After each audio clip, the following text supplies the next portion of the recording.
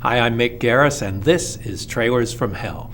This time out, we're here to sing the praises of Boris Karloff and Mario Bava, whose talents combined to make one of the most beautiful and stylish horror films of the 1960s, Black Sabbath.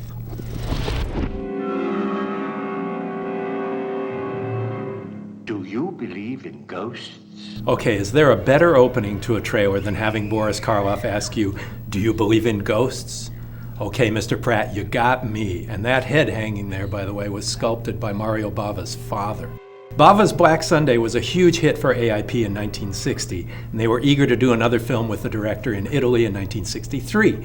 So this is a three-story anthology of creepy tales containing A Drop of Water, the first giallo ever to be shot in color, as well as The Vertilac and The Telephone. Spectacular color camera work by Mario Bava influenced so many horror films since then, starting with the Roger Corman Poe movies and continuing on to today.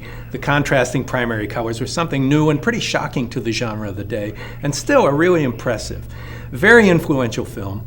And not only did a British band called Earth change its name to Black Sabbath in 1969 in its honor, but Quentin Tarantino says that this movie was his inspiration for Pulp Fiction.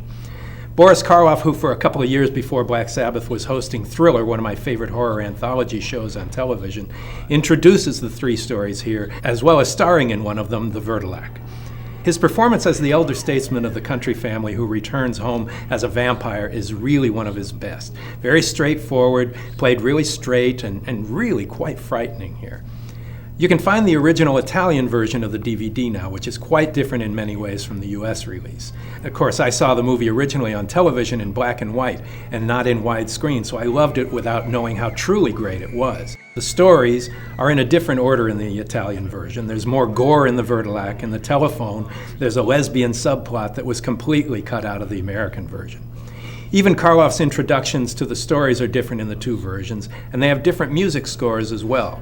The cast is an interesting mix of American and European actors. Of course, Karloff had international fame. The personable Mark Damon had starred in House of Usher for Roger Corman and AIP, did a lot of TV before moving to Europe to work as an actor, and later became a wheeler dealer in international film distribution and financing.